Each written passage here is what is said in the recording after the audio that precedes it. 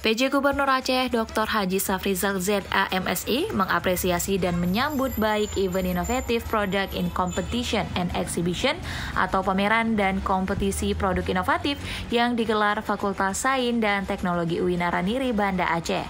Apresiasi itu disampaikan Safrizal saat pembukaan event IPSI yang dirangkai dengan makan malam bersama di Pendopo Gubernur Aceh pada Senin 23 September 2024. Safrizal mengaku antusias dengan event yang digelar berskala nasional dan menghadirkan tamu dari luar.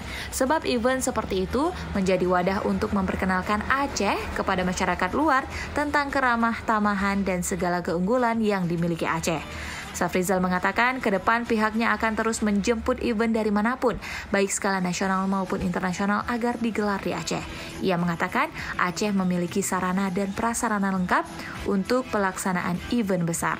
Selain itu, Safrizal juga mengatakan kegiatan pameran dan lomba produk inovatif yang digelar itu sangatlah penting, sebab di era saat ini, inovasi menjadi kunci untuk menunjang dan mempermudah segala aktivitas.